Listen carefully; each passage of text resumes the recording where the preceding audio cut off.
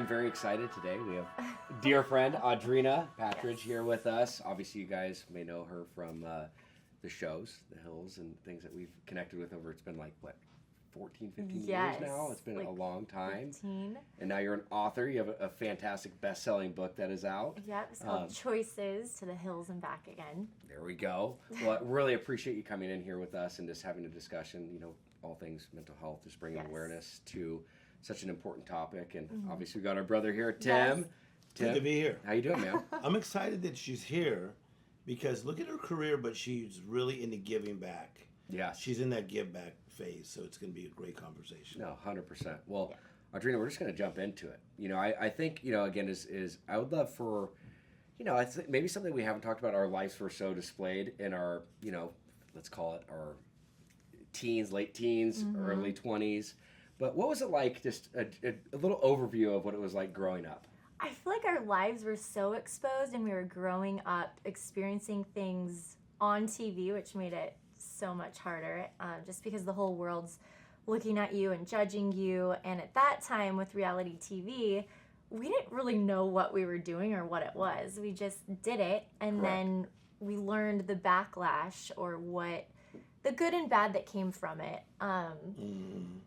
But it did give you thicker skin and made you wiser and kind of put walls up and know who to trust and what flags to look for. So because I want to talk to you about the whole TV stuff, because that obviously caused a lot of underlying things for me, just with my own mental health, with addiction and stuff like that. But even before that, like, how was your childhood growing up and stuff? And is there things that you experienced that you struggled with? Like, for example, for me when I was young, I had a lot of underlying things that maybe a lot of people didn't know about, and I'm very happy to talk about it. I struggled severely with like OCD. That was something that I had that obviously then titrated and led into my addiction. And I'm not saying that you had some underlying mental health issue or something that you're dealing with, but was there things that you faced before even the TV career that were challenging as an adolescent? Growing up, I feel like I had a pretty normal, drama-free life in school with friends. Never had drama. Yeah. But my parents got married so young, we kind of grew up on this roller coaster with them. Right. So we experienced a lot of that. And I was the oldest, so I kind of took on a big responsibility with my siblings and grew up really fast. Did that have any kind of like weighing pressure on you when you were younger? Yeah, it did. I think when you're younger and you're kind of almost forced to be older and take on these responsibilities, it does put a lot of pressure and a lot of stress, and you kind of learn how to accommodate a lot of different people's personalities and how not to step on any toes or like always step back and like be the peacemaker. Yeah, no, for sure. And is there things that you did back then that now, looking at as obviously being an older woman and looking back at that, is there things that you did that helped you kind of cope with some of that stuff back then? Or for me it was music. I loved music, and at 15, as soon as I got my license, I was going to shows. I would do my homework, and me and my friends, we'd go to Chain Reaction or the Glass House or House of Blues. Like, that was my therapy, was music and the beach. I would just go to the beach or go to shows. I love that. Well, and then just going back, because Tim, I want you to jump in here, but just the one thing I want to go into is now going back into the realm of television. Obviously, you played a very instrumental role. I mean, look, The Hills was a huge show. I mean, there was your life gets put under a microscope. What were some of those things that you experienced during that time that were, challenging behind the camera? It kind of was like a mixture of behind and then bringing it onto camera, or just having no privacy because you're being followed in the paparazzi. So there's like no secrets. But I think for me, my relationship with Justin, as you know, it was toxic, but it wasn't as bad as it, like, off camera, it was to a different story. On camera, it changes people. I don't know. It just, this, like people either amp up or they turn into someone else, or it just changes the dynamic of everything. And then aside from that, it was just, friends from my past and things that I did with photographers that I trusted.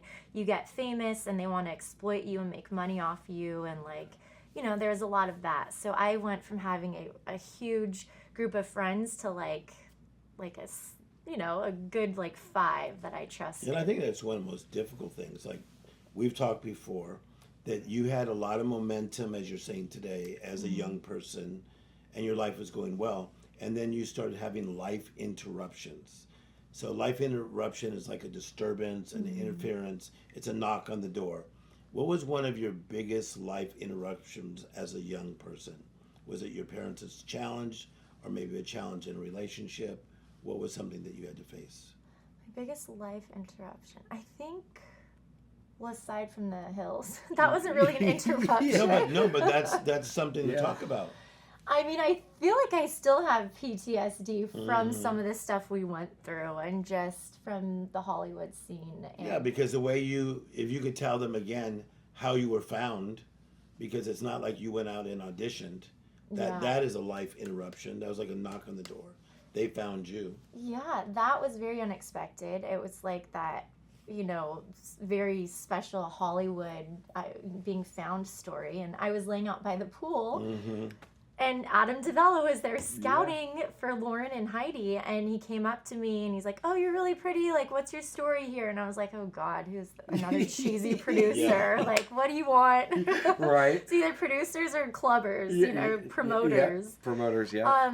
And then he talked about Laguna Beach, and I told him what I was there for acting, and I was doing modeling on the side and music video stuff, and then I was working at Coyote Studios. And that's what got him, that I was already involved in the Hollywood scene, and I had my groups of friends and my go-tos, and where I worked was very Hollywood, which was a photo studio. So that's how I got on, and it changed my life. Within 2 weeks, my whole life was rocked, in a good way, but also like, you know, what am I doing? I don't know any of these people, these producers I'm trusting, but are they like looking out for my best interest? And I was very naive and trusting. A hair in my eye, sorry. I was very naive and trusting, and I would just do whatever they wanted me to do or say whatever they wanted me to say. Or I really believe that everybody, I almost gave people too much of the benefit of the doubt. So I think for both of you guys, if you think about it, for you, Jason, as well. So now there's these expectations because it happened suddenly. And the interesting thing about both of you, you did not have 15 minutes of fame. This is still ongoing. You guys were discovered. No, you guys were discovered as teenagers, and you just like keep escalating. So what was the pressure like on you to have this life interruption of all of a sudden Laguna Beach and the hills? It's fascinating you asked that. I mean, it was a very, for me, in a different state, because like going into it, I was already struggling with my own issues, right? And so what that really did is it created a distraction from the things I really needed to focus on. And so it just amplified and fueled this fire of, you know, I'm going to project how I want people to see me versus how I really feel. And so it created almost like a character, right? Like I wanted to be known as like the partier. I wanted to be known as like that guy. And again, I kept kind of digging that hole. And until it got so deep that it was almost I couldn't get out of. You almost get lost in the character that they're almost portraying you as. Like, they wanted me to be the mactress, serial dater, party girl. Well, I was going to say, so like on that, with that, it's such a good question. Did you almost lose sight of your own identity? Yes, I did. Can you talk about that real quick? I grew up going to church. You know, I would always turn to God. I was in a good place. And then I kind of got sucked in and lost in the Hollywood scene a little bit. And with filming, you're going out every single night. You're drinking every single night. You know, barely sleeping. You just go, go, go, go. And I would get kind of sucked in and lost. And that's when my mom and dad would be like, "Hey, we're coming up to get you. You get your butt down here. You need a rest. We haven't heard from you in a few days." So thankfully I had my family and my close friends around me to hold me accountable and get me back on track. What did that do, like from like if you don't mind, you don't have to answer this if you don't want, but from like a deeper perspective, again, looking back, because we've done a lot of growing, right? What did that do to you mentally? I think mentally it numbed me. And I just kind of would sometimes, you know, wake up and know I had a long day, and then I had a long night of filming, or like, you know, going to New York and doing this and that and traveling. It just, you go into this numbed like robot mode where you're just like, you're just on go mode and you're not really feeling or being present or being in the moment. You're just going. That's such like a perfect word, like numb. Yeah, Yeah. and it's a difficult thing because when you're in that kind of space, you can really end up in places you should not go. You know, because you're having Talk about that more. detours. Talk about that. Like, for instance, like when you're in your right mind and you're fully present, fully feeling, fully alive, and you're on this journey, you're like, this is my yellow brick road. Yeah. But when your mindset is not right, all of a sudden you have these distractions and these detours. And I think that both of us, both of you guys, have talked about this in other interviews where there's been times where those distractions and detours took you off into places that you didn't really belong. Well, because That's a lot of your story. Well, yeah. I mean, for me, like that numbness created a lot of me going down avenues that didn't align with my morals or my values. Me too. And being with the wrong people that suck you into that. And then it's like you either you don't want the fun to end. So you just keep going and going to the next thing. You just keep pushing yourself. Chasing it, right? Yeah. I mean, to that extent. Yep. So, like, during that whole journey and going through that, you know, what were you at a place to be able to, I mean, I understand you said with your family and then bringing you back, you know, and having the levels of accountability, but as you started, because you did this for years, right? So did you start to learn and understand things that you needed to start to do to prioritize your own well-being, or did you not? I did. So it's funny, when I started dating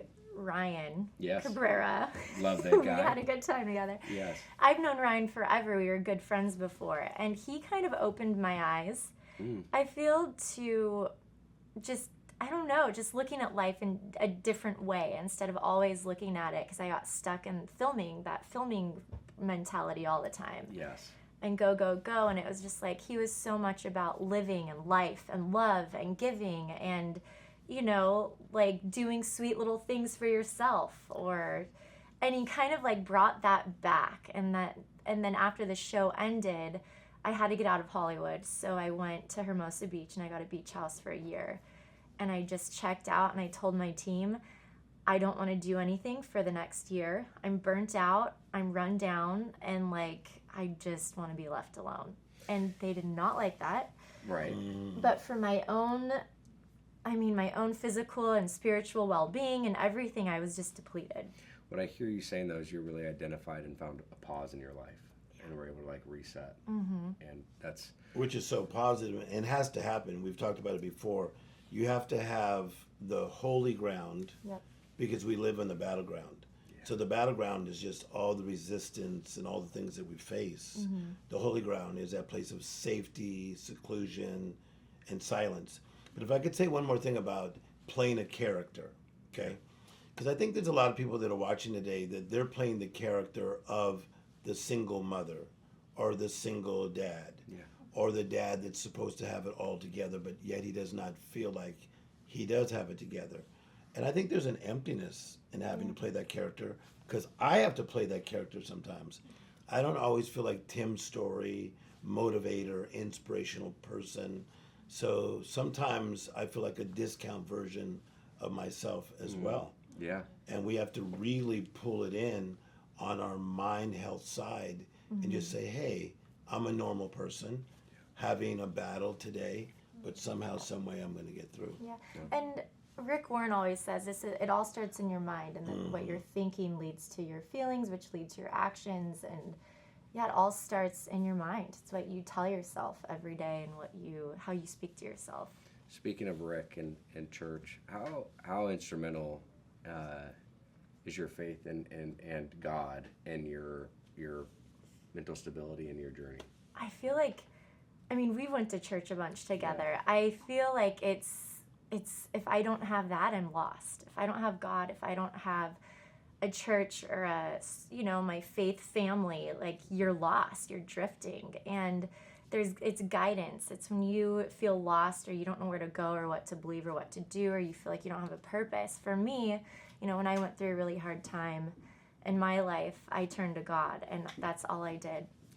And people ask me, how did you do it? How did you go from being in this really toxic relationship and being depressed and this and that to, like, you seem fine? I'm like, I'm not 100% fine, but I turned to God and church. You turned to something greater than yourself and let go. And we talked about that yesterday in depth about the best of my decision makings kept ending me in these places I did not want to be, right? And then when I finally turned over and developed a true relationship with God, God involved within the Word and a living testament, right? And a living Word, it's amazing how much better my life got. Yes. Can you relate to that and maybe share a little bit about that if so? Yes, 100%.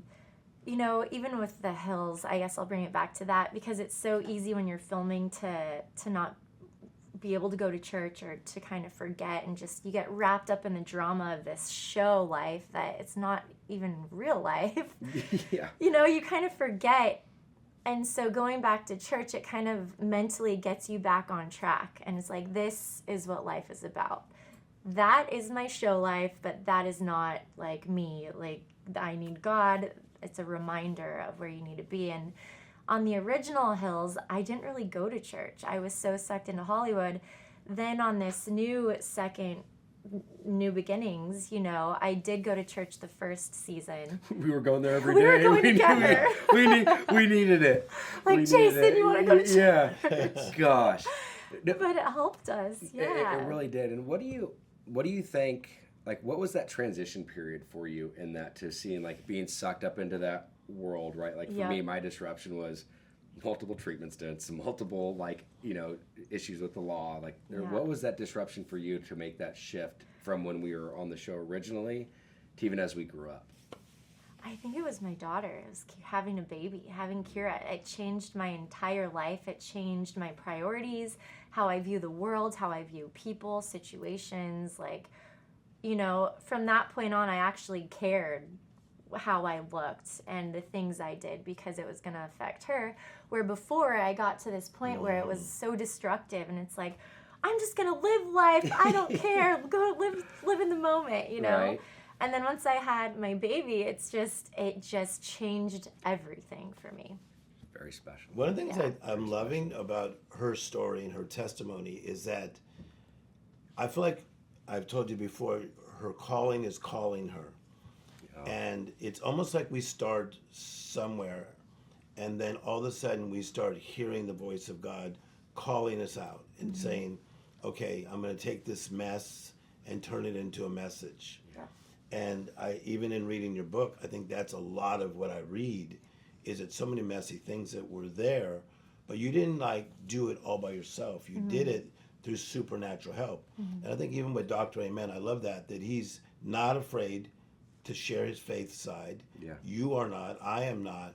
And the world is looking for something that is supernatural, extraordinary, miraculous. And that is possible to tap into that realm. 100%. I mean, people are yearning for it. It's apparent, you know. Yeah. I mean, people are lost and disconnected. That's why we're having this discussion. Again, there's no right or wrong, but it's how we navigate life, right? And what it is that we do. So, like, question I have for you, right, is today, in the more modern time, is, you know, we run into times where we just, like Tim was saying, we don't feel our greatest, but we have to show up, whether it's being a parent, whether it's, you know, showing up for the next job, a photo shoot, shooting, whatever it may be.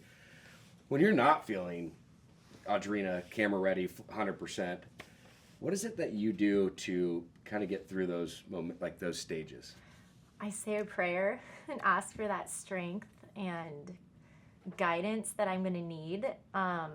But, you know, with my daughter too, it's just getting up and just get yourself moving. And we have this gratitude jar on our counter. So every morning we'll write like 2 or 3 things we're grateful for. And we put them in there. And everyone that comes to my house now, they'll write it. And sometimes I don't know who puts it in there. So usually like 6 or 7 months later, we'll dump it out and we'll start reading all these cards. And wow. Yeah, just to go back and just be like, wow, like that actually, you know, or is things that we really want to happen or, you know, things like that. It's like, oh my gosh, I remember where I was then and I'm so grateful for that. So just being grateful and giving thanks. And sometimes if you are feeling really bad, it's nice to get out of your head and help someone else. 100%. It always like... How is that experience doing it with your daughter? doing the gratitude It's list fun, and stuff. and teaching her how to be grateful. And she'll, if we forget, she's like, "Mommy, what are you grateful for today?" Like, I love that. and what else? That's What fantastic. else? Because What you're creating else? that repetition, right? So like Yeah. the same thing with Delilah, and I've shared this multiple times in the last 24 hours around the gratitude list, but it's not only what we're grateful for, but why. Yeah. Me and Delilah will, because when she was like 2 or 3, like I was started implementing that because Yeah. I want like prayer and gratitude. And so I made it fun where we'd like light a couple candles just so she could blow them out and stuff. I'm like, it's That's gratitude. Like, fun. I would incorporate Yeah. so it's just so she could get a little bit more excited. But now it's like every time before we go to bed. So I used to do it in the morning, but now she's just like, Dad, let's just do our gratitude list. And it's just, it warms your heart because you're instilling that for them, and especially gets them to put their head down at the pillow, at least for Delilah in this stage, to go to bed grateful, but in the morning to kind of hopefully wake up to a new day. And that's what I've read on Daily Hope. Had something this morning actually about gratitude, and you're supposed to think about all the grateful things, the things that you're grateful for at night before you go to bed, and then usually when you wake up, it's like it affects you because subconsciously it sticks in those 8 hours of sleep. So when you wake up, you're going to be feeling grateful and like in a good mood. But if you go to bed angry or thinking of like, you're mad or, oh, I have to do this and like this person did this to me, it's like you're going to wake up feeling that way again. So this idea that you just said about renewing your mind, so it's actually a Bible verse. It says, I beseech you therefore, brethren, by the mercies of God, that you present your body a living sacrifice, which is like to surrender every day. And then it says, holy and acceptable unto him, which is your reasonable service, and be not conformed to this world. And that's a choice you made, and I made, not to be conformed to this world, but to be transformed by the renewing of our mind. Yes. And what an amazing thing that we do not have to be in step with what everything is going on in the world. We can be transformed by the renewing of our mind. And that's that beautiful thing, that we can go from a measure of faith to mid-faith, right, to uncommon faith. Yes. Do you feel like that's happening in your life where you're starting to step up in your level of faith of what you can do through God? I do, and it's also the people I surround myself with. I've realized they have a big impact on your thinking and your faith, because if they're not on the same track as you, eventually you're gonna get off the path. Yes. And so yes, it's the people I surround myself with and just the faith I have that keeps me going, and reminding myself even with the daily gratitude notes. And I have this from Lydia from yes, she gave me this daily devotions book that she made. And so I read that every day, and it just kind of sets the tone for my day. I love this. Okay, so I want to ask you this question. So on a scale of 1 to 10, when I was younger, let's say 20s and 30s, I used to wake up feeling at about an 8. I just woke up going like, it's gonna be great. Okay, at this stage of my life, I literally wake up feeling at about a 4. And part of that is my job is I take on so many people's pressure. Like I'm life coaching people all day. I'm hearing a lot of negative things. So I wake up at a 4. I obviously cannot live my life out as a 4, or I'm not going to help anybody or not help myself. Okay? So full transparency to Audrina, then to Jason. How do you wake up? Scale of 1 to 10. Usually. Right now I wake up great. I'm not like, My gosh. I know. You little bragger. I'm in a really good place right now, and I don't have a lot of stress or pressure. For real? And I'm pretty content. But I mean, there are things going on in my family that I'm taking on and helping, and that have happened. Okay. But probably like 7 or 8. That's high. That's really good. Good going. That's really good. Yeah. What do you attribute to that, though? Kira, she goes to sleep at night. She's like, Mommy, I have the best feeling about tomorrow. Tomorrow's going to be the best day. And sometimes hearing her say that, it's like, It's refreshing. that's a really good way to look at tomorrow. But how great is that?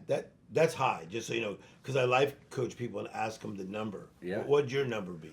Well, I will answer that, but I just also want to say it because I think it is so important to understand that you are a product of your environment, and it's like it is one of the most, it's been one of the most instrumental things in my life. The people that I've surrounded myself with really are a testament to who I am. Yeah. Not only to it's really to my character, because it's a direct reflection. Yeah. And so that's what I'm taking away from this.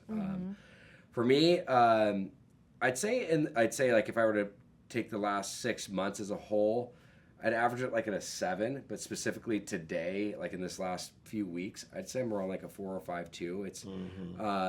It's basically a new season, obviously with kids and not them being out of school, navigating that, work and just travel. Again, quality problems. Very grateful, but it's also it's tiring, it's exhausting, and it's a learning process. Again, as I always. All great change proceeds through chaos, so I really look at when you identify a setback like you, Tim, it's an opportunity for a comeback in all those areas. It doesn't have to be something totally detrimental. It's really an opportunity when there's, your greatest opportunity for growth is from a setback. Yeah. So it's like I'm learning this and navigating it, and it's look, I look at life as problem solving. It's this really what life comes down to, and it's the like simplest a chess game, right? it is for the rest of your life. And it's Yeah. like how it's again is, and right now I'm really in a place of navigating my life because I've really identified that the most valuable asset in my life is my time. And so it's where I'm allocating that is really important. And so I'm taking that time and energy right now to really go through that because as I've stated, it's God and sobriety and then my family, and it's like I want to keep those things at the forefront, and I'm chipping away at where I'm at in life, and so I know this work is going to pay off, and I'm looking forward to the results. So, but yeah, right now I'm like a 4 or 5, man. Yeah, I mean, today I'm a 7. I don't know if I'm a 7 the last 6 months. A few months ago I was a 0 probably, but I'm like, today is a good day. Okay, tell us what you're excited about next. Like, you wrote the book, people love you for that. You're great on stage, you're great talking, interviews. What do you think is next for you? That's kind of where I'm at right now, is figuring that out. We've been pitching a few different show ideas that pertain to those things, just helping and giving back, and whether it's a hosting job or a documentary or something. But with the writer's strike, it's kind of, there's a lot of setbacks right now. So it's kind of like, instead of worrying, which normally I would, I'm just trying to give my worries over to God and just be in the moment and be present with my daughter. She doesn't have school right now, so just kind of really taking advantage of the time we have together while I have it right now before I do start working again.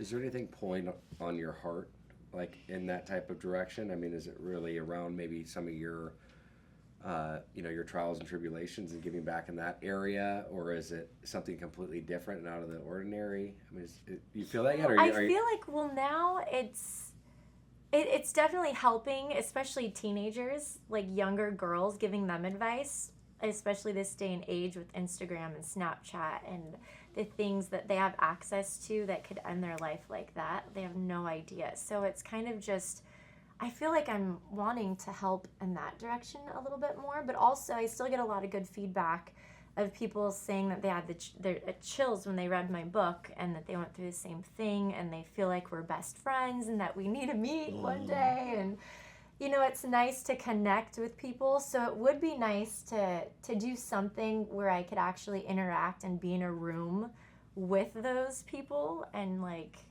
just the energy that you would have. Did it surprise you how many women have went through what you went through? Yes. It really does surprise me because at the time you feel like you're alone and you're ashamed and you're humiliated and you're trying to fake it and put a smile on every day like everything's fine. And then once you break down and you just put it out there and you're just like, here it is, this is it, this is me, no regrets, then people really start opening up because it's like a safe place. Well, because you're creating that you're creating a connection, which creates that safety and that relatability, right? And it's very powerful when you're able to become vulnerable. That humility then allows other people to open up, and it's like, that's even with me with the addiction side. It's like, God, how many people, and even some of the most bizarre situations and circumstances I went through. People are like, oh, I went through the same thing. I'm like, wait, what? Like, how's it even, you know what I mean? And Yeah. so it's got to feel, it feels good though, right? It Because you're does. connecting and you're giving back. Yep, and I feel like that's what life is about. It's about love, and we're all one at the end of the day. Like, we all need to help each other and not be so judgmental and nitpicky. Well, if we had somebody, you know, if you had a 13 or 14-year-old girl right now that's going through a tough time, Yeah. whether it's social, you know, the social media stuff, the bullying, whatever it is, what would be your advice to her?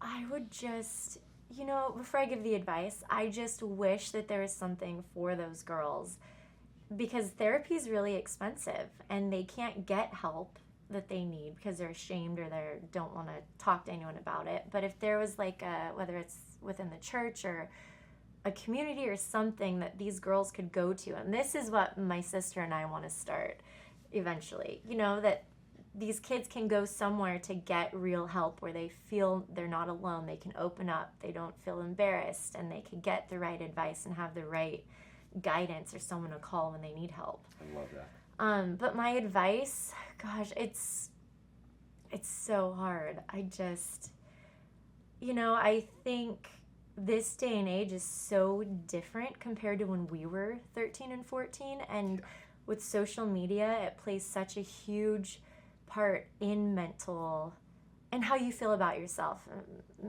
mentally wise, and just how you look, or if you're not good enough, you're not skinny enough, or Constantly you're not cool judging. enough, you're not going out enough. You know, people put on this facade and they don't realize that that's not real life. It's like I wish that we could just take away social media for a little bit and just let them live and be kids for as long as possible before they have to endure all of this, and everything on the internet's so accessible. So I really feel like it's up to us parents to protect them and guide them as much as we can.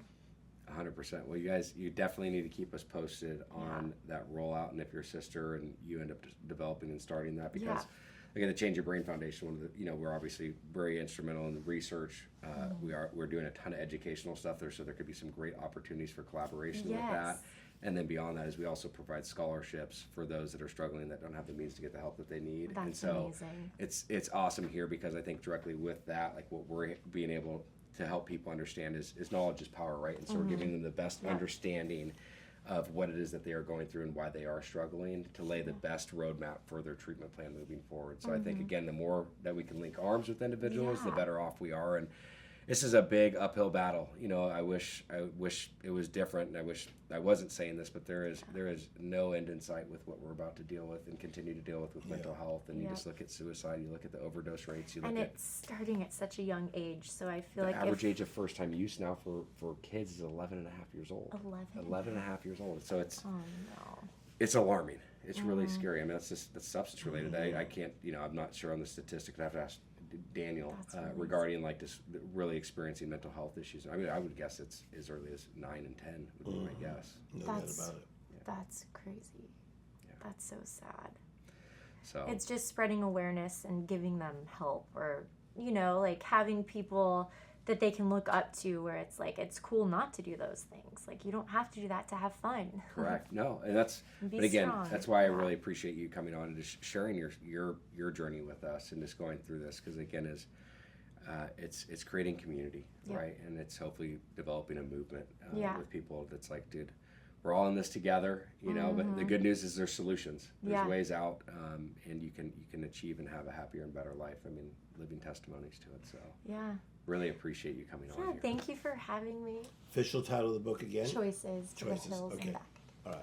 And where can people find that and purchase that? I mean, Barnes and Amazon, Noble, Barnes and Noble, wherever books are sold. Target, Everywhere. wherever books, Fair enough. Yeah, and if you guys want to find out more about the Change Your Brain Foundation, please go to changeyourbrain.org.